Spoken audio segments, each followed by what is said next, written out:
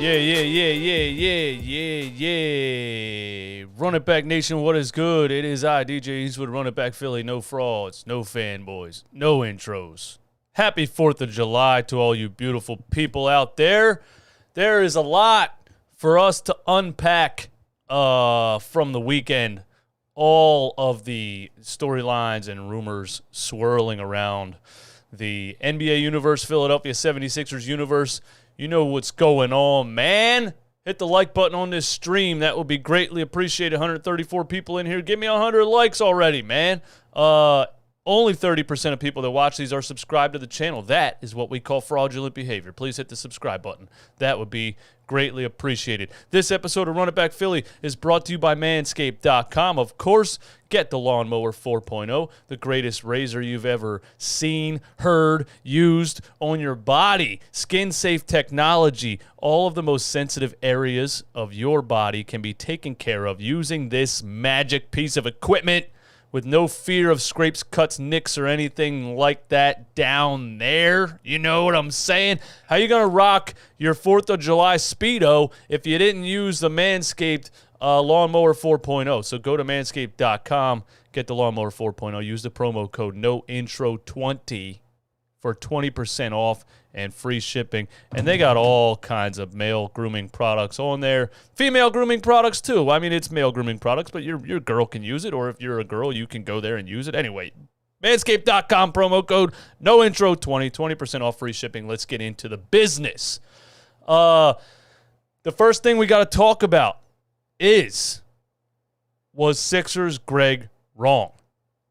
And I asked this question because Sixers Greg is Sixers Woj on YouTube, and Sixers Greg has reportedly never been wrong according to Sixers Greg. Greg's probably not awake right now, but I'm going to troll him a little bit.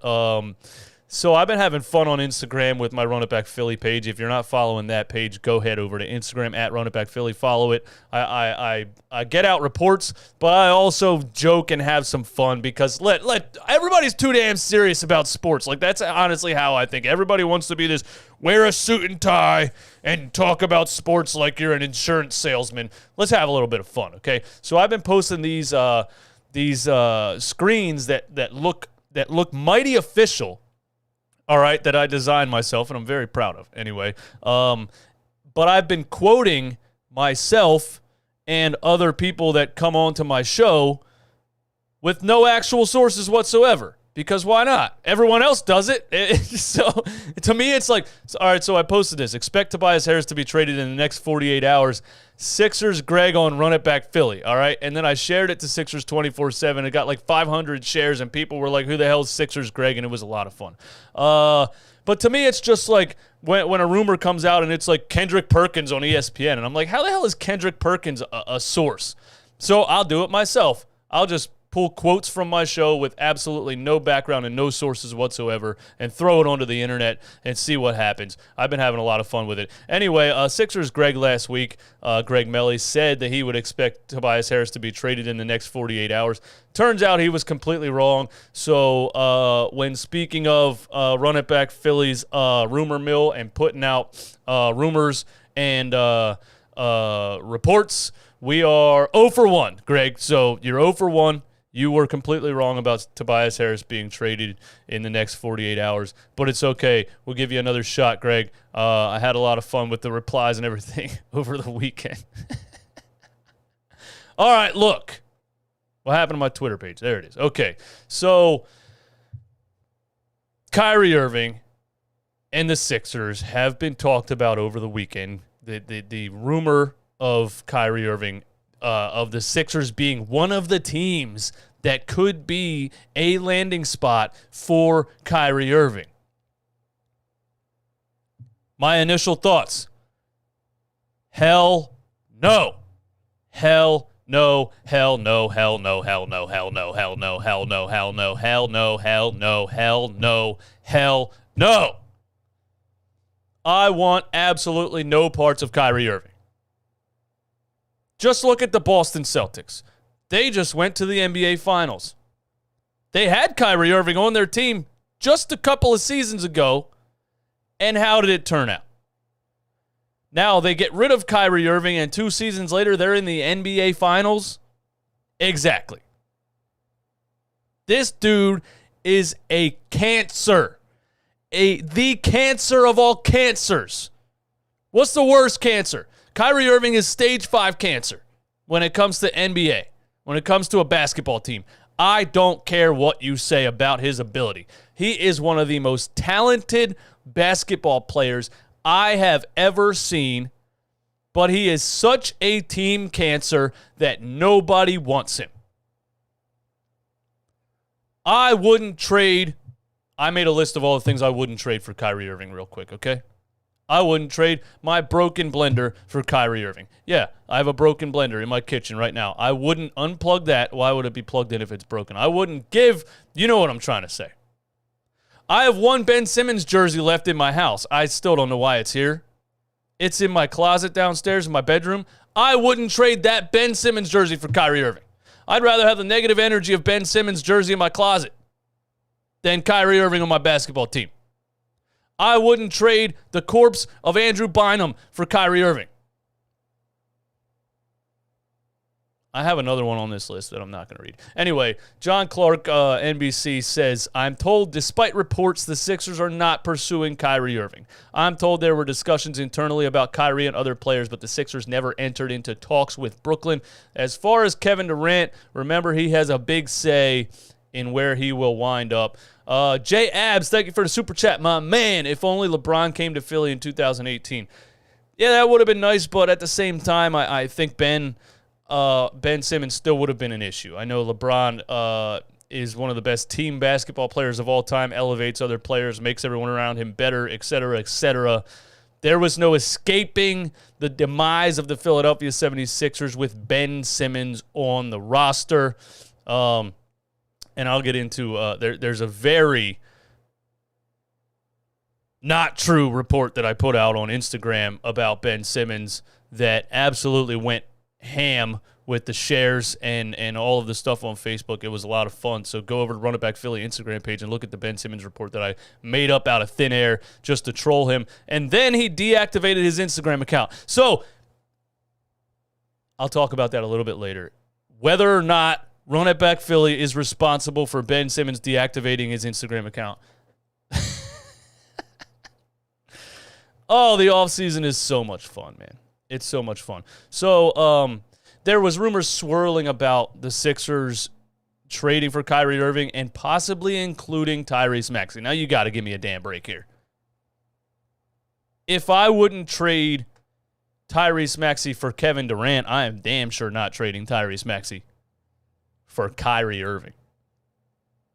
I don't know if Tyrese Maxey will ever be as good one-on-one with a basketball as Kyrie Irving, but I know one thing. He is 1,000,000 times better a teammate, a level head, locked in on basketball. I want no parts of Kyrie Irving. I don't care what anybody says. And the funny thing is, he put out a list of all of the teams that he would be interested in, and the list came back, denied. All the teams were like, yeah, no, we don't. We're good, actually. We don't want really Kyrie Irving, so go ahead. And the only real traction or the only real thing that would be, like, I guess possible is the Lakers trading a package that's centered around Russell Westbrook that doesn't make the Nets any better and actually still straps them with a ridiculous contract. The Kyrie Irving situation is insane.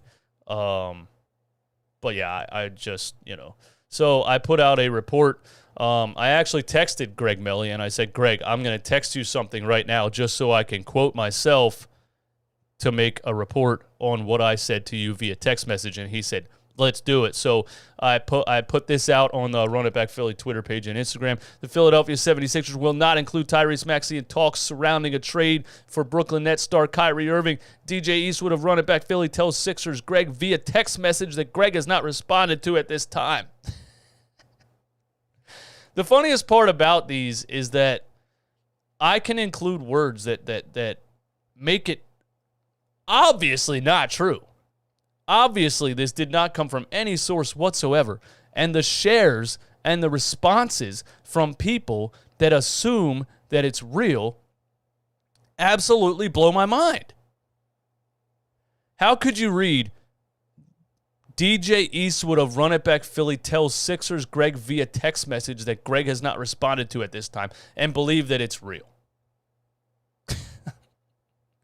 Anyway, there's that. There's your boy Eastwood with the quotes.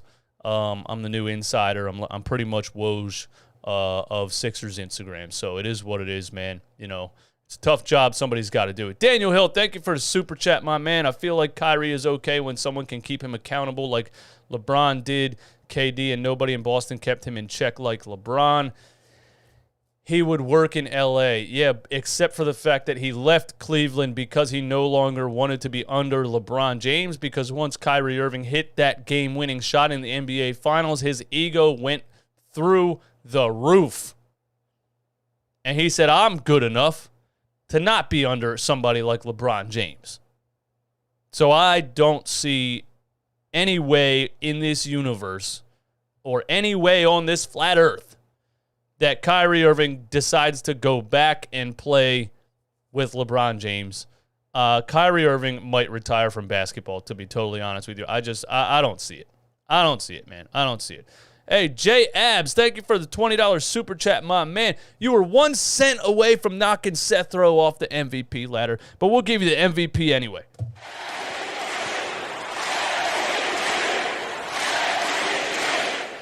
Jay Abs says, Ben and Joel weren't managed properly before Morey. Bad decision-making from Elton Brand is what also led to the failure of Simmons, sadly. Also, Ben should have been playing small forward, powers forward instead of point guard the whole time. It's Elton's fault. Jay? Ben Simmons is Ben Simmons' fault. Ben Simmons refusing to shoot a basketball for 5 years is Ben Simmons' fault. Ben Simmons adding absolutely nothing to his game. His entire NBA career is Ben Simmons' fault. It's not what position he played. It's not who was in charge. It's not who was managing him. Ben Simmons is a weak-minded fraud and cannot handle the pressure of the NBA. He walked in because he's 6'10", he's a freak of nature. He's a combination of skill and athleticism that is rarely seen in the human species. That's why you couldn't pass up on Ben at number 1. But he doesn't have it, and it's Ben Simmons' fault. It's nobody else's fault. That's all I'm going to say on that topic. But thank you for supporting the channel. I appreciate that, man. I did not expect a Ben Simmons excuse on this episode of Run It Back Philly. But it is what it is. What we got next, man? Let's keep it running. Daniel Hill, thanks for the support, man. Says Ben is soft, would only work if he was the center. He can't even play center because he can't guard the rim, which is crazy. He's 6'11", can jump high, and he can't guard the rim. Nah. All right, we off the Ben Simmons talk, man. We're off that. Here's the tweet from. This was actually reported by Shams a couple days ago, and then Sportendo just put it out a couple hours ago to try to rehash it, I guess. But the Sixers and Mavs were among teams interested in Kyrie Irving. So when you throw out the word interested, you know, you can take that with a grain of salt. How interested does, maybe, I mean, I'm sure everybody called Brooklyn and said, hey, we'll give you 2 second-round picks for Kyrie. Does that like qualify as being interested if you never made a serious offer? Like, I'm sure the Sixers said, hey, look, we'll give you a 2027 first-round pick and Shake Milton and Paul Reed and Charles Bassey. Like, just making a call for Kyrie Irving, I guess, technically makes you a team that is interested, but that doesn't mean they actually offered anything substantial, as John Clark then reported. Speaking of the Brooklyn Nets imploding team, Kevin Durant, this is funny, and I thought this was a troll, but it was actually posted by Bleacher Report. The Warriors have interest in trading for Kevin Durant Golden State could offer the best package for both sides. Jordan Poole, Andrew Wiggins, Jonathan Kuminga, and James Wiseman. Yeah, that team isn't taking the Brooklyn Nets anywhere. Jordan Poole, Andrew Wiggins, Jonathan Kuminga, and James Wiseman. And the Golden State Warriors just won a championship without Kevin Durant. So why in the hell would they give up depth and future assets to bring Kevin Durant back on the team, who got in an argument with Draymond Green and then quit on the team because he's a quitter? It's going to get to the point where it doesn't matter how skilled these players are. They are quitters. Kevin Durant runs from adversity every chance he gets. OKC lost to Golden State, blew a 3-1 lead to Golden State. Instead of trying to retool, come back to next year, he said, not only am I going to leave OKC, I'm going to join the team that just beat me. Then a little bit of adversity in Golden State.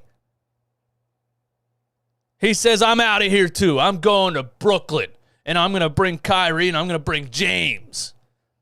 Obviously, they don't get along, because that's like putting 3 7-year-olds like on a Chutes and Ladders game together and expecting them not to fight over the board pieces. You know what I'm saying? James leaves because he had one conversation with Kyrie Irving, and he said, get me the hell out of here. Kyrie says he doesn't want to come back. Sign and trade me. Everyone's like, we're not trading for you. Then he's like, all right, fine, I'll opt in. Durant's like, okay, this didn't work. I just signed a 4-year contract, and instead of facing adversity once again, I am going to deplete another NBA franchise and tell them to trade me. Now, I guess you're not depleting them because Brooklyn would be forced to rebuild, and they're going to get a lot of draft picks for Kevin Durant if a trade does go down. But it's just ridiculous to me what the NBA is coming to with players like Kevin Durant, who can sign what's the purpose of a contract at this point? What's the purpose of a contract? You can just sign a 4-year contract and the next day be like, you know what? Never mind. Now, if Ben Simmons didn't ruin the CBA, just wait for the next collective bargaining agreement, because these guaranteed contracts are not going to be what they were, and you will have Kevin Durant, Kyrie Irving, and Ben Simmons to thank for that, future NBA players. And it's just funny to me that it all happened on the Brooklyn Nets, because that's a fraud team and their fans don't exist.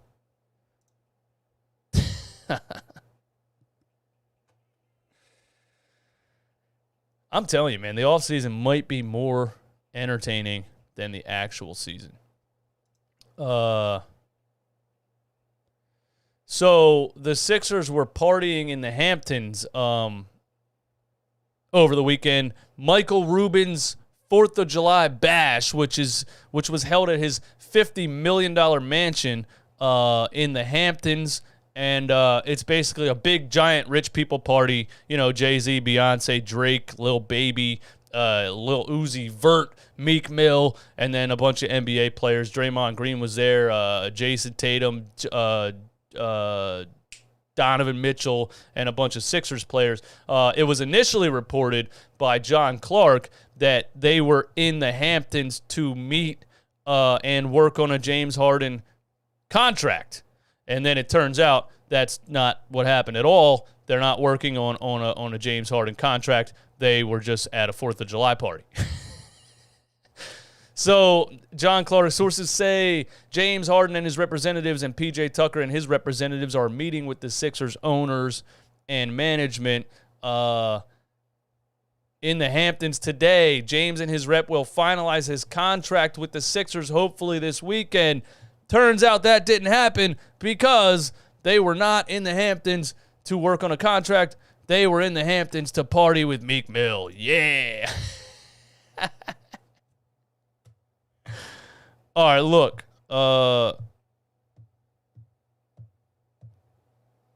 Check it out. So here, this is the first video I saw of James Harden partying at Michael Rubin's house for the 4th of July bash. And Travis Scott is behind the turntables right there. Rapper Travis Scott, for those of you maybe that are older than me and possibly don't know who the hell Travis Scott is. Charlie D'Amelio, I don't know who the hell that is. But I will say James Harden, man, he's looking thin. He's looking thin. He's looking, I think, more in shape than he looked last season. So I think he's been, Mon says, we've seen the video already on Twitter. Bro, I'm just here to spread the information. Not everybody's on Twitter. What you want from me, man? Okay, you got this is already on Twitter. See you guys later. Show's over. Well, I don't read the chat too much, man. Gosh. Anyway, James is looking in shape. And here's him with Travis Scott behind the turntables, and it's interesting because like, who are these 10-year-olds on the stage with James Harden and Travis Scott? Like, this is perplexing to me. I can't figure out this combination of people. Christia D'Amelio or something like that. What is that, a TikTok star? Is she 21? She looks like she's 11.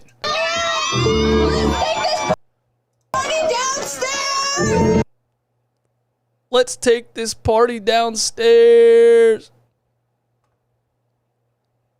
Mon, I'm going to block your ass, bro. I said not everybody uses Twitter. That should be an obvious statement. Now get the hell out of here. Anyway.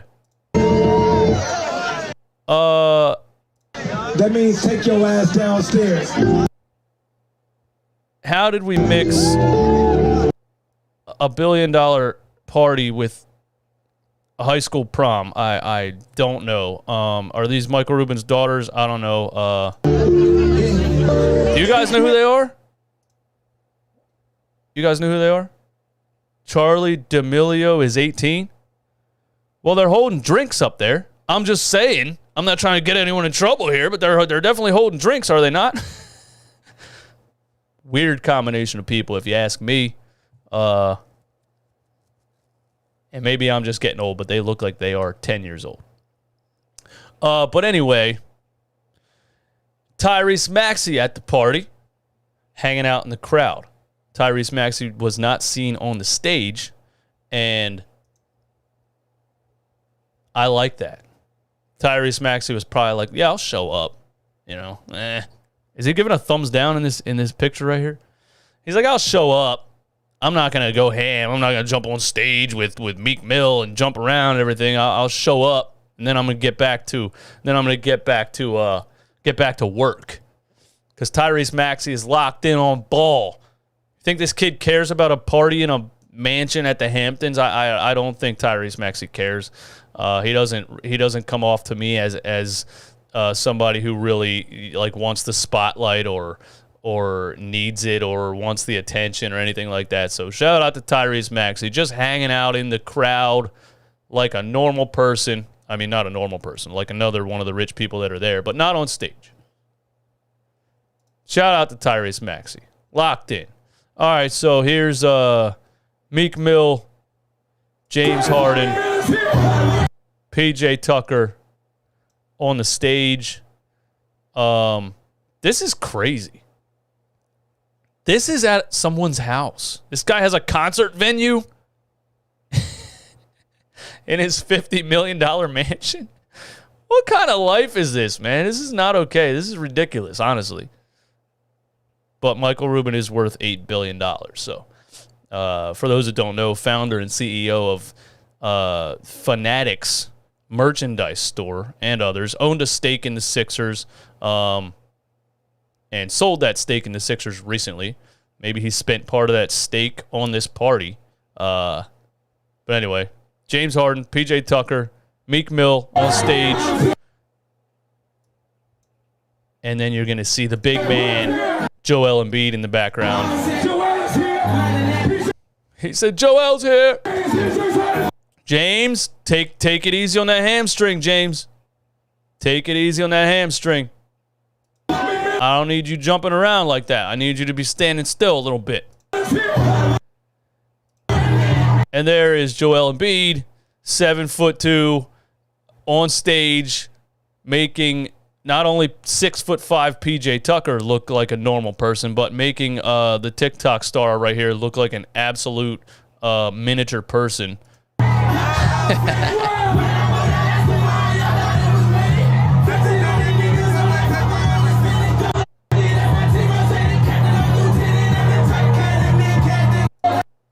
Wow, is that the most lit party of all time? My goodness. My goodness.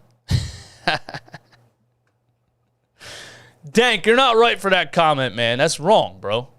All right, let's move on, man. Nobody cares about rich people partying, dude. And, you know, someone already let us know in the chat that it was on Twitter, so everybody in the world already knows about it, and I shouldn't be talking about it. The Sixers Summer League roster came out a couple days ago, and we're just going to take a look at it. Let me know in the chat, man. Are you guys going to be tuning into the Summer League? I personally love the Summer League because I just love basketball. I love watching any type of basketball I can watch. I'll watch the damn African League when it's on ESPN, whenever they play that thing. I'll watch the Olympics. I'll watch the WNBA. I'll watch any basketball I can watch. So I like watching the Summer League. Do you guys like watching the Summer League? Tomorrow night, the Summer League starts. Waves, hot take. They're going to win it all in the Summer League. I'm down for that, man. Let's go. If we can't win a real ring, let's win a Summer League ring, man. I'm fine with that. I would love that. Let's win the Summer League championship and then maybe an NBA championship, man. That would be cool. Calvin, Cambridge, I'll be at some of the Vegas Summer League games. Nice. I've always kind of wanted to fly out there and check it out. So the first name that jumps out to me is Trevelin Queen because, you know, he was the G League Finals MVP last year, a player that Daryl Morey traded for that nobody saw coming, really, or signed as a free agent. I don't remember. It's been a blur of an offseason so far. But I'm interested to see Trevelin Queen, man, and we're going to talk about him in a second because the Sixers posted a video of him shooting on Twitter, and I don't know much about him. I haven't seen much of him, so I'm interested to see Trevelin Queen right there. Of course, I want to see Isaiah Joe just let it fly. Shoot 15 threes per game, Isaiah. Daniel Hilt, what's up, man? Love watching to see who will ride the bench for us. Yeah, I like watching it, man. I'm excited for Isaiah Joe. I think he should have a green light every single time he touches the ball in the Summer League. Just launch it. Launch it, let it fly. Show Doc Rivers why you should have some playing time this upcoming season. Jaden Springer, I'm also interested in seeing. Obviously, Jaden Springer was drafted at 18 years old by Daryl Morey and hasn't really seen the NBA floor yet. When we first drafted him, there was a lot of talk, like, can this kid even play, on and on and on. Then, you know, the end of this past season, some of those blowout playoff games, the last 3 or 4 minutes, Jaden Springer got on the floor, and he got a couple buckets, and he looks like he can handle the ball. He looks like he can create his own shot a little bit. He looks like he has a nice little mid-range jumper. I'm not too sure about Jaden Springer's three-point jumper, but I think Jaden Springer can grow into like a combo guard that can be useful for the 76ers. I don't know if he still gets any time this upcoming season, but I'm obviously interested in watching Jaden Springer in the Summer League. Charlie Brown Jr., hustle guy, fun to watch, cool hair. Justin Smith, I don't know who that is. You guys can fill me in on that. Charles Bassey, who played a game against the Denver Nuggets in November against Nikola Jokic and put up 12 points and 5 blocks, then was never seen again. Averaged, 27 points, 20 rebounds, and 5 blocks in the G League. I think the main thing probably, let me read the rest of this, man, because Paul reads there too. But I honestly think the center of attention on this G League team, on this, Summer League team is going to be Charles Bassey. Because Charles Bassey, I've been saying it for over a year probably, is a 100% NBA player. He is an NBA body. He's 6'10", 250. He can jump out the gym. He can rebound. He's got a mid-range jumper, a little turnaround post jumper. He's got right hook, left hook. He has all the tools. He should have been the backup center this past season. We all know that. Anybody that really knows ball and watched it knows that DeAndre Jordan and Paul Millsap should have shouldn't have been close to the arena over Charles Bassey in the backup center minutes. I think Charles Bassey is going to absolutely dominate the NBA Summer League and show old man Rivers why he should have been playing in the NBA, damn it. So I think I'm most excited to watch Charles Bassey in the Summer League. Grant Riller, I'm pretty sure that's the bull who has the hops out the gym, right? Am I right about that? I like him a lot. He's got crazy athleticism, so he's fun to watch. I don't know who Cassius Winston is. I don't know who Malik Ellison is. Tyler Bay, I've heard that name. Philippe Petrusev. I remember watching Philippe Petrusev last Summer League. That's the European center that we drafted and stashed overseas. He has not been on the Sixers roster yet in the NBA, but Petrusev is a big European player who can shoot the three, but also this guy is a shot-blocking machine. If you haven't seen Philippe Petrusev at all yet, go over to YouTube, type in his name, and watch his Summer League highlights from last year. This guy was shooting threes, but he was blocking shots into the stands. So that's another player that I'm hyped to watch tomorrow night. Philippe Petrusev. Miles Powell, I like him. When we were really lacking ball handling guards, especially during those COVID outbreaks that we had, Miles Powell was a nice little combo guard that was getting some buckets for us. I'm pretty sure he had a hand in us beating the Miami Heat without James Harden and Joel Embiid on the floor. And then he was never to be seen again. I think Miles Powell could see some NBA minutes this season, so excited to see what he can do in the Summer League. Amanu Muhammad, don't know who that is. Michael Foster Jr., no idea. Paul Reed, shout out to Paul Reed.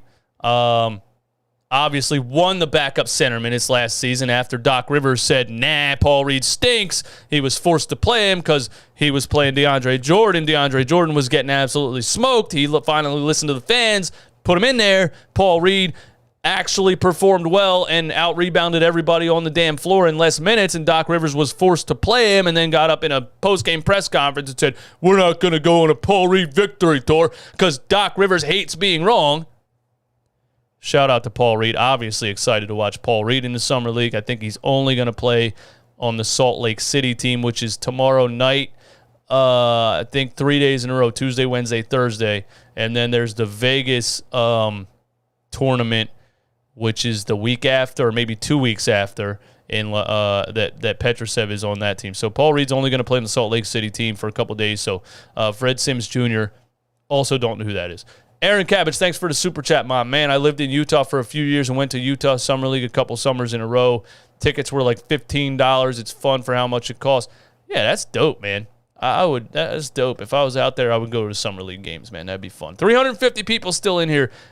Lunchtime live, 4th of July. Thanks for being here. Hit the like button. Give me 350 likes right now. What else we got to go over, man? Trevelin Queen. Okay, so that because that's one of the players that I want to watch on the Summer League squad. And oh, cool, the tab that I had pulled up disappears. So now we got to go find it. It should be right here though. Here's the video the Sixers posted of Trevelin Queen shooting jumpers. And you know, if I just have to give a little bit of my opinion on Trevelin Queen just by watching this video, I'm going to say, look, man, he has a nice jumper. I mean, that, ladies and gentlemen, shooting hand directly under the ball, perfectly square in front of the face. Support hand on the side of the ball, not touching. That is literally the definition of perfect form. So Trevelin Queen has perfect form. We know that. I think Isaiah Joe also has perfect form. There's a couple of guys that have really, really nice jump shots in the NBA, of course. So that doesn't mean he's going to be, Steph Curry reimagined or Klay Thompson or something. But, hey, I like his jump shot, man. I like what it looks like. That's a nice jumper.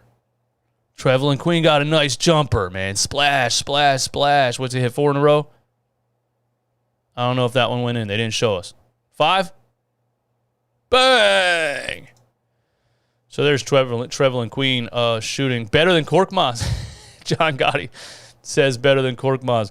I like that. Now check it out. Some quick facts on Trevelin Queen posted by the Sixers. For those that don't know anything about Trevelin Queen, let's just go over some facts. Queen is a 6'6". It's 6'6" and 25 years old. So 6'6" and has a jumper that looks like that. Now I want to put this into perspective a little bit because I talk about Isaiah Joe being a little undersized at 6'4". I think the perfect NBA 3-point wing is 6'6", 6'7", 6'8". But 6'6" is like the prototypical NBA small forward, 6'6" to 7 to 8. Jason Tatum's 6'8", I think. Obviously, he's a perfect NBA small forward wing, but 6'6", 25 years old, was recently a Houston Rockets two-way contract player who won the 2022 Kia NBA G League Most Valuable Player Award with the Rio Grande Valley Vipers. Queen is a member of the 76ers 2022 NBA Summer League team. His hometown is Glen Burnie, Maryland, where he attended North County High School. In 19 regular season games of Grand Valley, the league MVP averaged 25.3 points, 6.6 rebounds, 5.2 assists, and 3.3 steals in 35 minutes. Trevelin Queen averaged 25, 6, 5, and 3 steals in the G League. Of course, Paul Reed averaged those numbers too, so it's not like it definitely transfers over to the NBA, but hey, those are nice numbers. Queen was also named the NBA G League Finals MVP after averaging 34 points and 8 rebounds in a 2-0 best-of-3 series victory over the Delaware Bluecoats. He averaged 35 points per game in the G League Finals. The All-NBA G League first-team performer got his work in at high volume, nearly 20 shots per game. I like that. Not afraid to let it fly, are you, Trevelin? Half of which came from beyond the arc. I like that also. The NBA G League All-Defensive Team selection averaged a block per game in addition to his G League leading 3.2 steals per contest. So I'm just talking about potential. I know what you guys are probably saying in the chat. It's the G League. Nah. I'm talking about potential. The dude shot 47% from 3 in the G League Finals, and he averaged 3.2 steals. So that, to me, if you're going to talk about 3-and-D, is what 3-and-D is. So I'm excited to watch Trevelin Queen in the Summer League, man. Queen was eligible for the 2020 NBA Draft before ultimately spending training camp and part of the preseason with the Rockets, and then joined the Rio Grande Valley G League single-site season near Orlando. He played with the Los Angeles Lakers Summer League team training camp and preseason prior to rejoining the Rockets. In December 2021, he received a Gatorade call-up from Rio Grande Valley to Houston and made his NBA debut that night at Detroit. He appeared in 10 NBA games with Houston. 3 games after he debuted, he tallied a career-high 17 points with 6 rebounds and 4 steals at the Charlotte Hornets. So he has an NBA game where he scored 17 points, and that was just his 3rd NBA game. Now, of course, it was on the Houston Rockets, who were actively tanking at the time, so he was told to go out there and shoot the ball, but he put up 17 points and 6 rebounds in an NBA game. I like it. In 26 games with New Mexico State during the 20 campaign, he posted a team-leading 13 points, 5 rebounds, 2 assists, 1 steal in 27 minutes.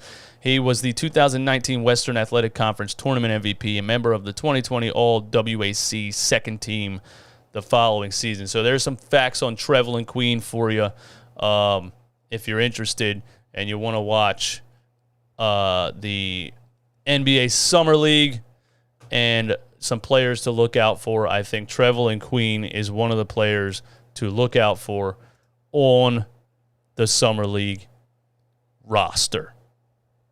That's basically all I wanted to go over today. I got a couple more things that I think I'm going to save for tomorrow or Wednesday. What you guys talking about in the chat? What do you guys think about Kyrie and Sixers rumors? What do you guys think about the Kevin Durant situation? I'm still making the Kevin Durant trade if available, Jay Kenzie says. I want that dude so far away from my team, I can't even explain it. Melanted Frequency Channel. Do you think Thibault could be a much better player / defender with the current roster if not traded? It's interesting because when I think about Matisse Thybulle and try to look at it in a positive light, the one thing that I always point to is what he looked like on the Australian Olympic team. And he was actually shooting the ball. He was shooting the ball decently. He was at times leading that Australian team. He got them, I believe, to the semifinals in the Olympics. Obviously, they had Joe Ingles and a couple other really good NBA players. Matthew Dellavedova.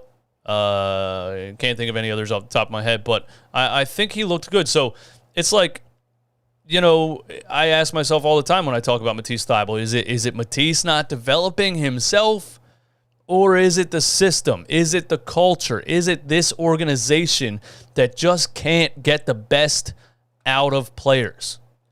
Because that Australian team got the best out of him. Now, was it the fact that they weren't playing NBA competition? Maybe. But I don't know. I think Philly and the organization is kind of over Matisse Thybulle and his development, or, you know, whatever else. I just think it's sad, but I think it's time to move on from Matisse Thybulle. That's just what I think. And he has value, especially as a defender. And so I would expect him to be traded sometime this offseason, just because he doesn't fit with the roster and he has value and you can get something in return. So I really think they should trade Matisse Thybulle. Sean Quigg, thank you for the support as always, my man. I am happy with Queen. This is the type of player that the Heat usually gets, so it's a good move for the Sixers. It is a good move for the Sixers. And now when you brought up the Heat, I think about the coach and the staff and how good they are. And so then I ask myself, would Doc Rivers even play this guy? The answer to that is probably not. Even if he is a good three-point shooter, even if he is a good size for an NBA wing, will Doc Rivers give him a chance? And I'm going to say probably not, unless he's forced to. Now, look, the Sixers don't have a small forward at this moment. They're still looking at Eric Gordon. They're still looking at other, I guess, NBA free agents or potential trades with Matisse Thybulle and maybe Tobias Harris. But they don't have a small forward. Danny Green's gone, and Matisse Thybulle can't do it. So who plays small forward? I don't think Trevelin Queen, obviously, is at the point where he's a starting NBA small forward. But if your roster is good enough, you know, when you look at a team and you look at the roster and you look at the starting lineup, it's not always five, like, amazing players, right? It could be James Harden, Tyrese Maxey, Trevelin Queen, PJ Tucker, and Joel Embiid. Why not? Just be the wing. Just do what Matisse Thybulle did, except shoot the ball. But Doc won't do that. Daniel House is our starting small forward right now. Okay. I forgot. I totally forgot about the Daniel House situation and signing. So I think Trevelin Queen can get some minutes. I really do. Sean Quigg, thank you for the support as always, my man. Daniel, thank you for the super chat. Also, look at what Michael Rubin posted on Insta. What did he post on Insta? Is it super interesting? Is it groundbreaking? Does he have a Twitter page? Michael Rubin. The calm before the storm. So Michael Rubin posts a photo of, well, no, he's talking about the party, bro. What are you talking about? Michael Rubin posted a bunch of pictures of NBA players and said, the calm before the storm. I would say that these pictures were taken before the party, and he said, the calm before the storm. It was a movie. I mean, Michael Rubin's not even involved with the Sixers anymore. I don't think he's an insider, and I don't think he's talking about the Sixers team. He's definitely talking about the party that happened.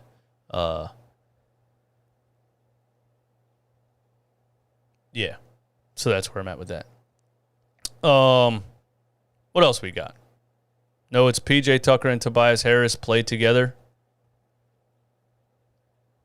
RB posted it, Harden, Embiid, and Mitchell. What does that mean? What are we saying? Harden, Embiid, and Mitchell. The Utah Jazz traded Rudy Gobert for 5 first-round picks to build around Donovan Mitchell. I don't think Donovan Mitchell's going anywhere.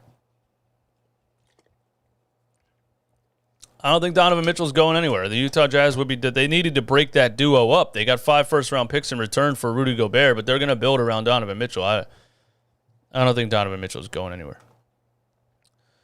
What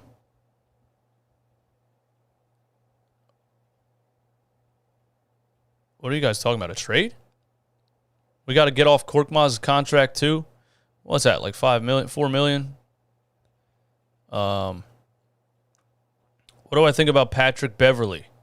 Tim Starr, thank you for that question. I mean, look, Patrick Beverley is nice energy to have on your squad. He's that player that everyone hates until he's on your team. If you get him for a veteran minimum, absolutely, 100%. Give me Patrick Beverley. Why not? And that would just be another addition of adding the attitude and the fire and the locker room just hustle and dog and that kind of player in the team practice every day and in the locker room. Yes, to Pat Beverley on a veteran minimum. And, you went from a team that we were saying this team has no fight, this team has no killer instinct, this team has no dogs on the floor, and then you go and you get PJ Tucker and you get Patrick Beverley. Yeah, sure, why not? I would love it. Kay Shea says we need a backup point guard. Is it Shake Milton? I don't know. Is Shake Milton an NBA level backup point guard? I don't know. Before his injury last season, he was playing pretty well and he showed potential, and then he got kneed in the back by Joel and was out for like a month or 2 months or something and came back and wasn't himself. So I don't know. Calvin Cambridge says, I hate Shake Milton's game. It is what it is. I feel like I'm not crazy about Shake Milton's game, but when he's healthy, he's a solid point guard off the bench. I think he can control the pace. He can slow the game down. He can run the pick and roll. He can get to the bucket when you need a bucket sometimes. But he's just But we're talking about a backup point guard. Is DeAnthony Melton a backup point guard?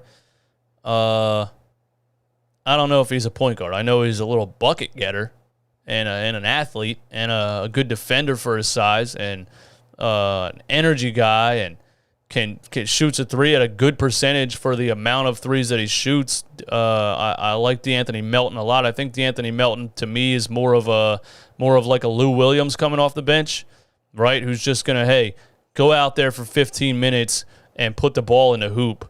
You know what I mean? And he can play defense for his size. The steals and the blocks per 36 for a 6'2" guard is crazy with DeAnthony Melton. So again, another player you added scoring and defense off the bench in DeAnthony Melton. I absolutely love that trade at 24 years old. I don't know if he's a backup point guard, but, you know, you stagger the lineups. Maybe you have some lineups with Tyrese Maxey and DeAnthony Melton on the floor together. You know, I think it's great, man. I can't wait to watch him play. Eric, he doesn't have to be a point guard as long as we have a guard off the bench that can score. Who cares? True. I'm there. I'm there with you. I'm there with you. I'm there with you. True. Jamal Williams says Shake is trash. Milton runs with Maxey while Melton runs with Harden. I like that too. I think DeAnthony Melton is going to be a big part of this team. You know, with mixing and matching lineups and staggering lineups. And my only fear is this. I wouldn't be totally shocked if we start this season and Old Man Rivers, you know, like picture this, because this is not out of question at all. If we start this season, the fans are sitting in the arena expecting the 24-year-old Eric Gordon will be 34 years old. You're wrong, bro. He's 37 right now.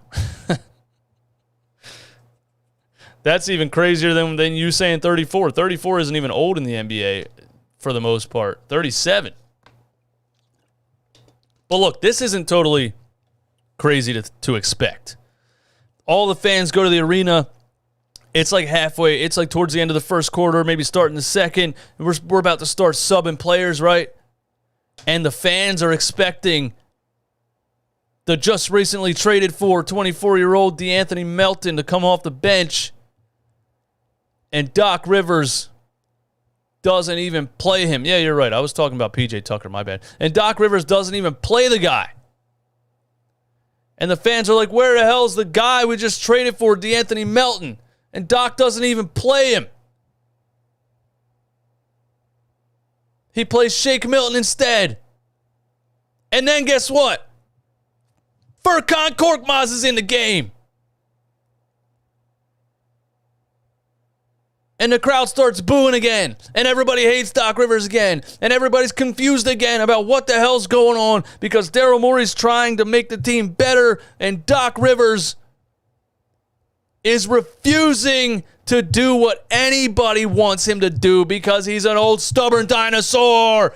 And then they fire him 10 games into the season. Please. I actually hope that happens. I said that's my biggest fear, but I hope that happens.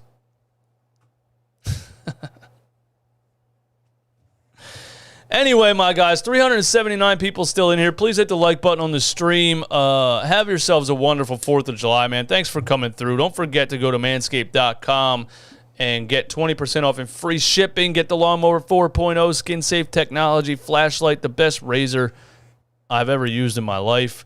How are you going to be out here in your 4th of July Speedo? Brandon says, no way Doc can be that dumb. Do you remember this past season? I'm not going to go into that. Yeah, get the Lawnmower 4.0 manscaped.com. Promo code NOINTRO20 for free shipping and 20% off. Have yourselves a wonderful 4th of July. I'll talk to you soon. Thanks for tuning in to Lunchtime Live as always. Monday, Tuesday, Wednesday, 12 p.m. Eastern Time. See you tomorrow.